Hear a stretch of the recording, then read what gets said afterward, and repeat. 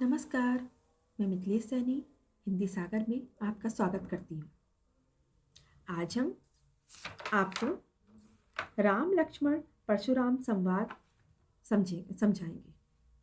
राम लक्ष्मण परशुराम संवाद तुलसीदास जी के द्वारा लिखा गया है और यह रामचरितमानस के बालकांड से लिया गया है।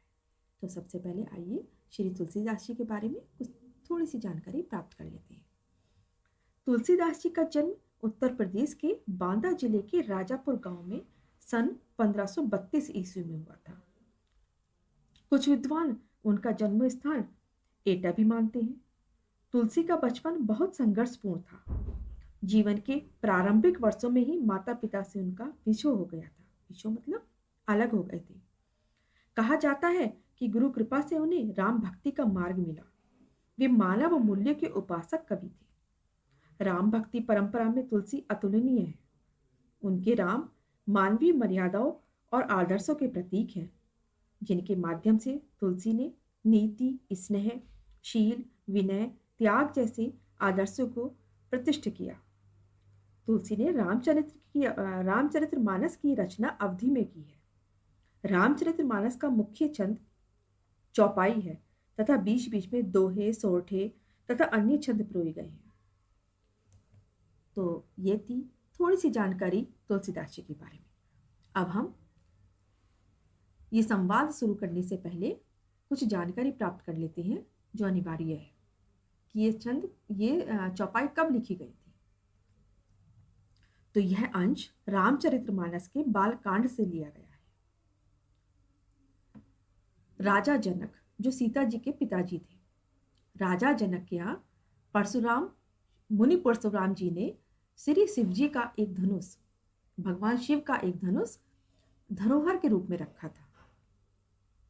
और एक बार सीता ने उस धनुष को उठा करके दूसरी जगह पर रख दिया। तो राजा जनक को बड़ा आश्चर्य हुआ। उन्हें लगा कि ये कोई साधारण कन्या नहीं है।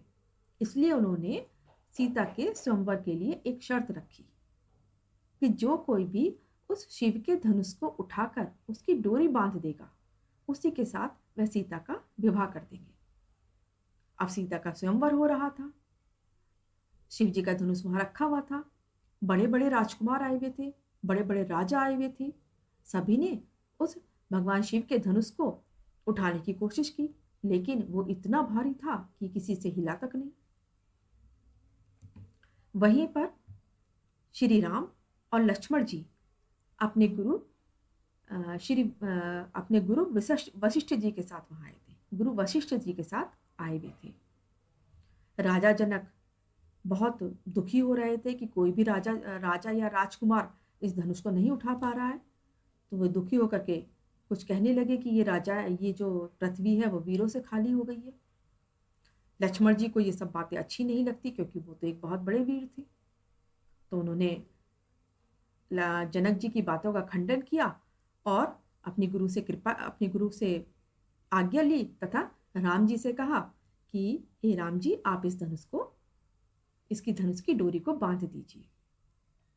राम जी उठे और जैसे ही उन्होंने उस धनुष को डोरी बांधने के लिए उठाया कि वो धनुष टूट गया। अब उसके टूटने की इतनी घोर गर्जना हुई, इतनी तेज आवाज हुई कि उस आवाज से तीनों लोग कांप उठे। और महेंद्र पर्वत पर श्री परशुराम जी,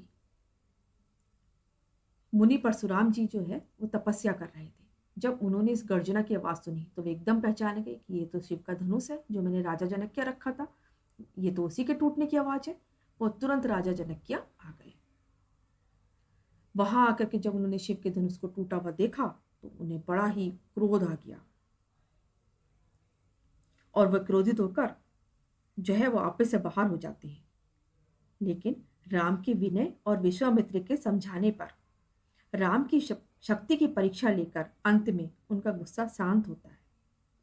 इस बीच राम, लक्ष्मण और परशुराम के बीच जो संवाद हुआ उस प्रसंग को ही यहां प्रस्तुत किया गया है।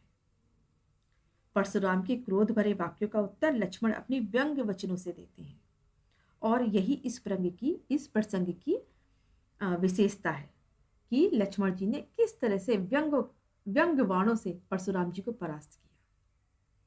तो आइए पढ़ते हैं अपना राम लक्ष्मण परशुराम संवाद।